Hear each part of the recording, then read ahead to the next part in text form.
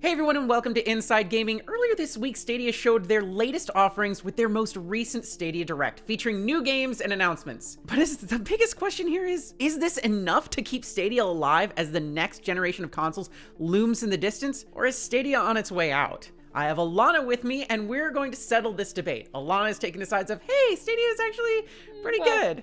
Not quite, but yeah, closer to that side, yeah. And I'm going to be arguing that it's way past its prime already, and we should be kicking it out the door. I already have one thing that I need to argue with you on. Okay. You said that the Stadia showed their latest offerings with new games and announcements. Well, actually, it was mostly old games.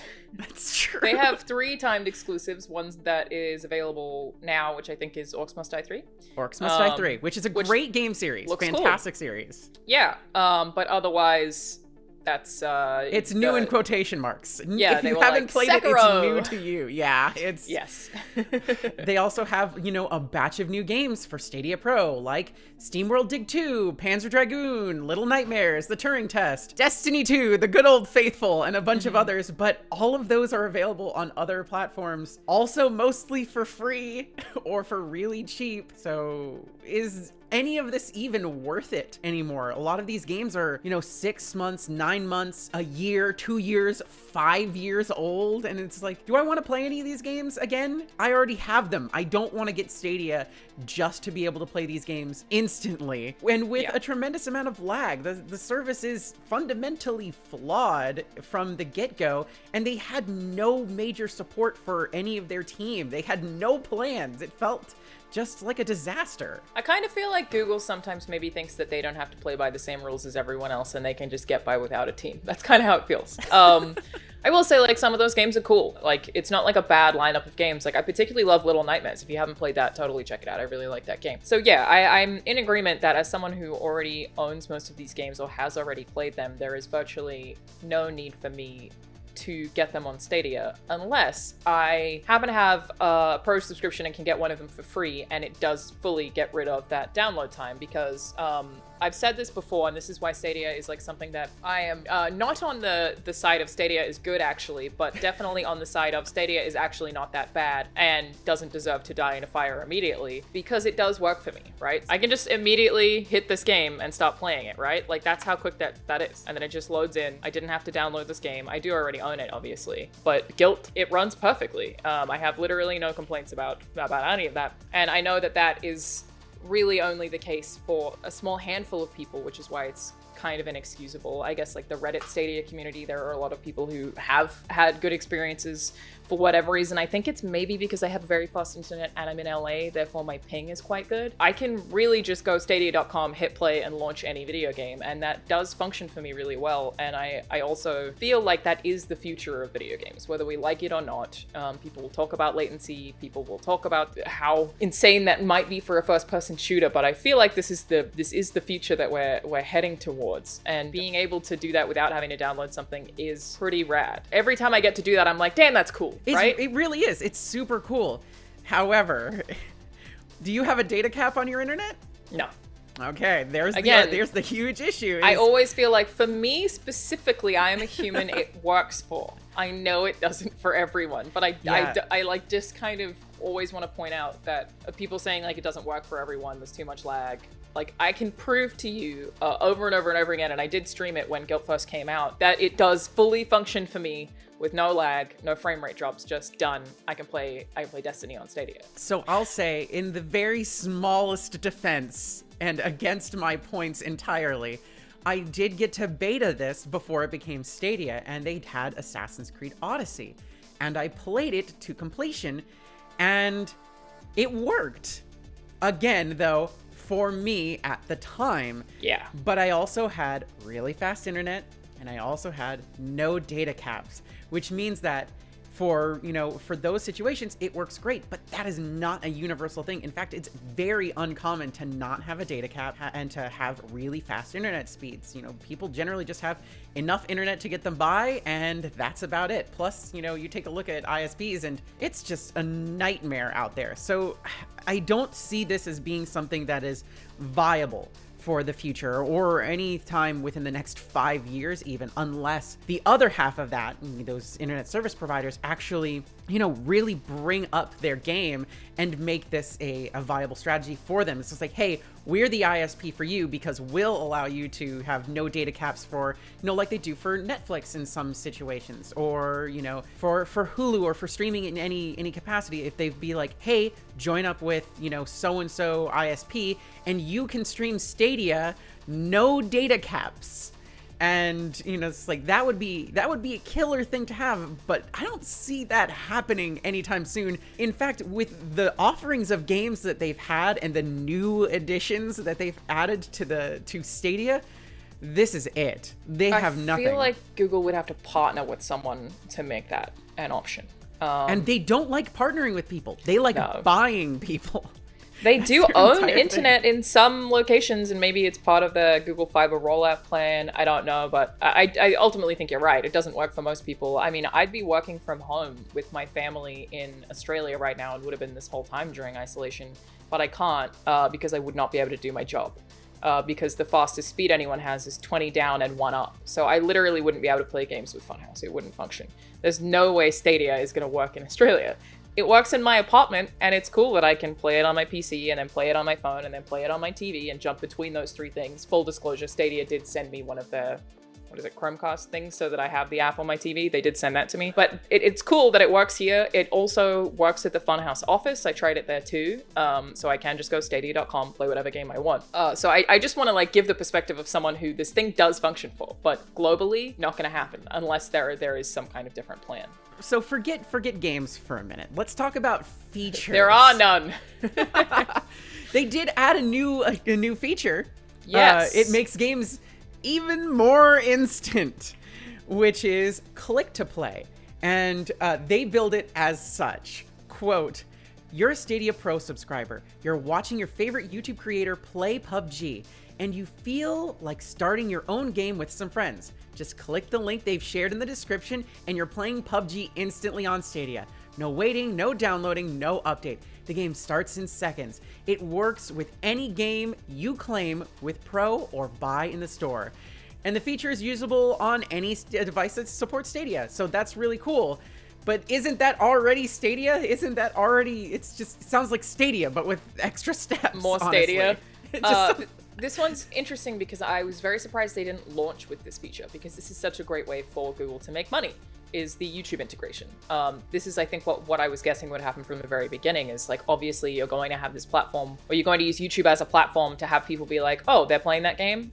Click buy, and it just charges you Gmail, and then you run off and you get to play that game on Stadia immediately.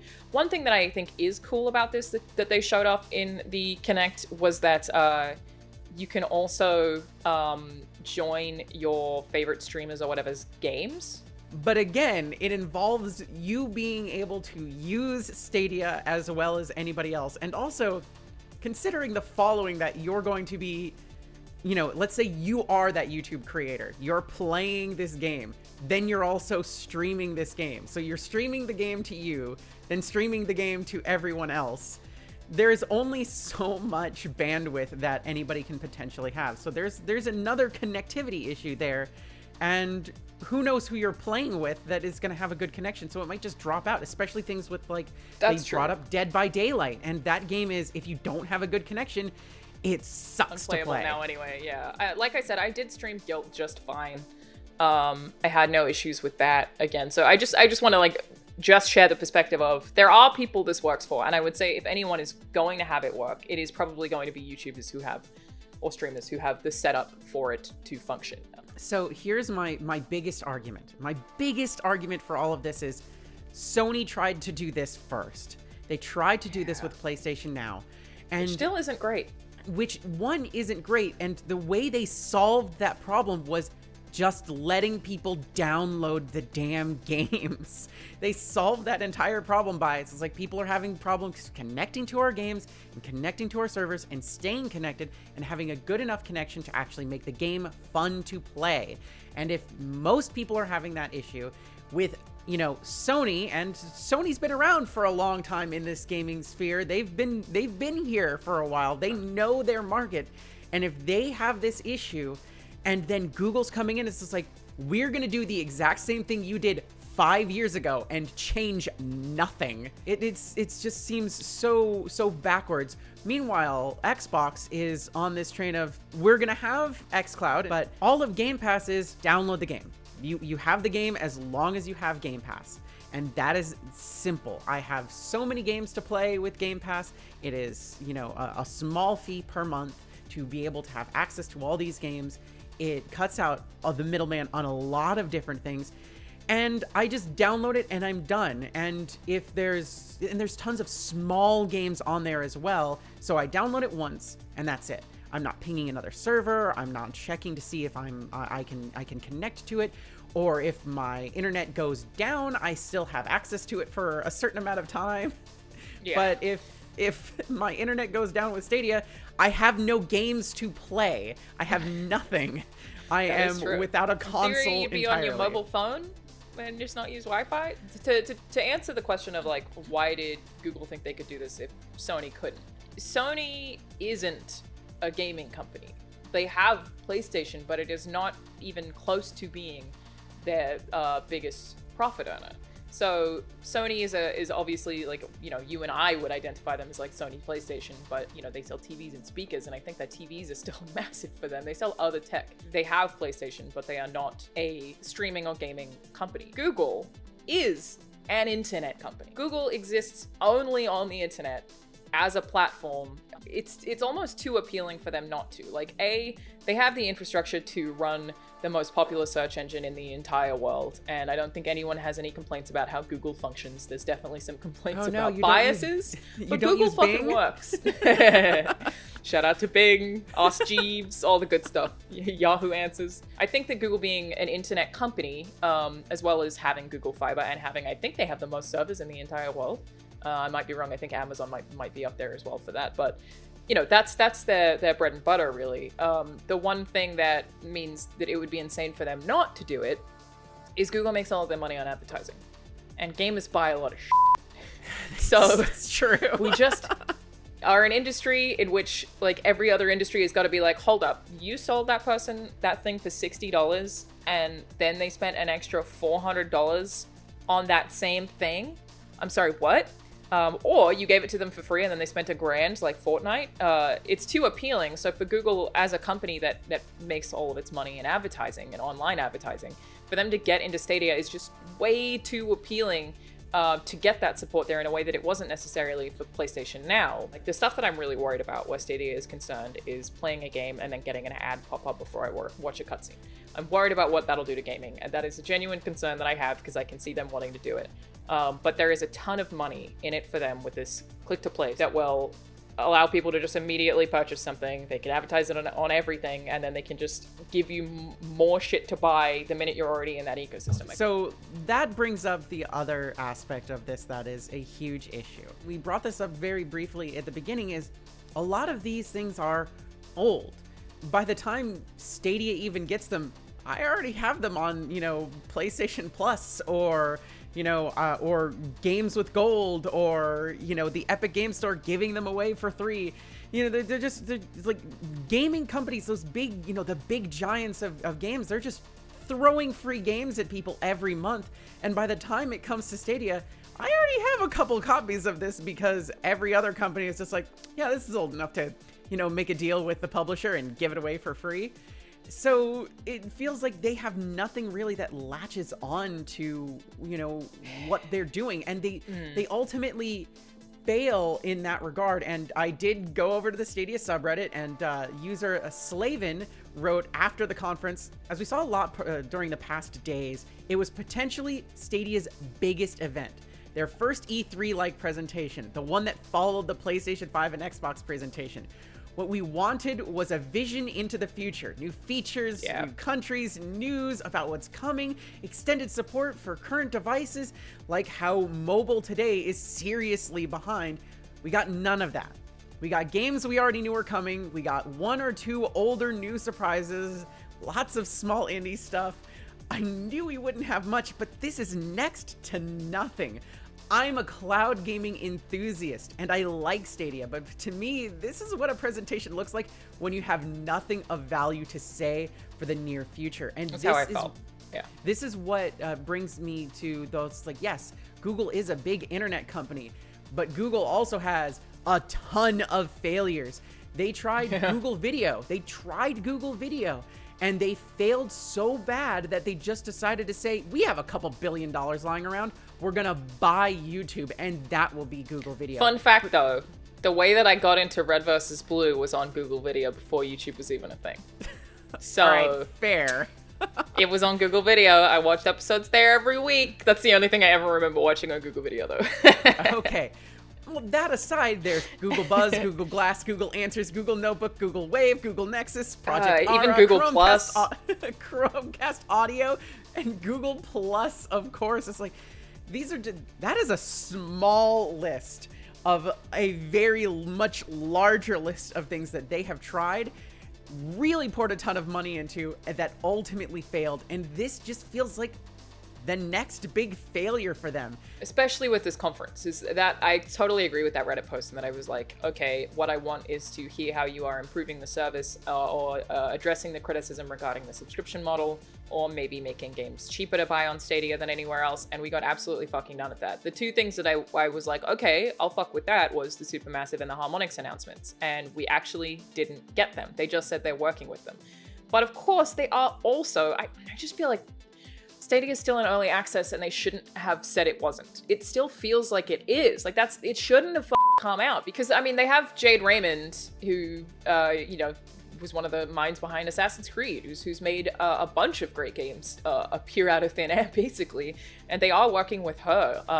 And I'm like, I want to know whatever Jade Raymond is working on. I want to know what that next game that she's working on is, and they have obviously a larger team of people who are dedicated to that, but it feels like whatever that studio is working on, the Google in-house gaming studio is working on, we should have probably had that be a launch title, and this still should be early access. Because if they have exclusives, like, that is something worth sort of being excited for. Like, I could see myself playing Orcs Must Die 3 this week. I can see myself doing that if I could get some friends together to do it. Like, honestly, because of all of these things and so many others, I feel like Stadia's setting itself up to be the next Mixer. One day they're just gonna come out and be just like, in 30 days, Stadia's shutting down, all players will lose access to everything they've built up. But the players part of that is very, like, asterisk, because honestly, like, if you take a look at the numbers of players on Stadia, there's not a lot. I mean, a couple months ago, Destiny 2 had a record high on Stadia of over 30,000 players in March. You compare that to Steam's numbers, it's not even half. I'm actually kind of surprised it's even 30,000. It was a huge peak for them. It went from like a couple thousand to 30,000 in March because of big news that was happening around, Destiny 2. I played but again, it. you take that with, a grain of salt, because you take a look at Steam's numbers, again, it's not even half. At the same time Stadia saw that peak concurrence in Destiny 2, Steam had an average of 77,000 and then a peak of 117,000 in that same time frame, and that's just on PC. On Steam, that's not continuing on to be to fair, people though, on Xbox and PlayStation. Steam's a platform that has existed forever and is a staple of the PC gaming industry.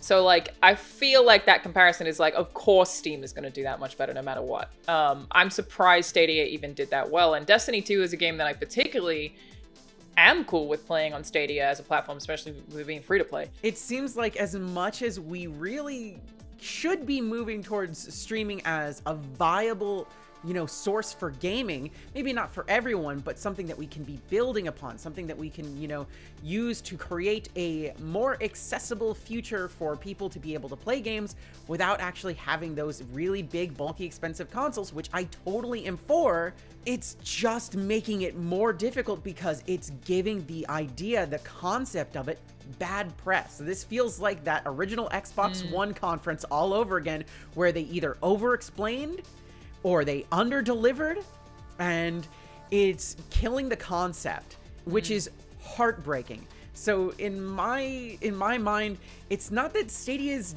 dying, it's that Stadia's dead, and they're just kind of letting the corpse sit around in the living room until they're ready to finally bury it. I feel like they just don't Again, I don't think they listen. They don't know.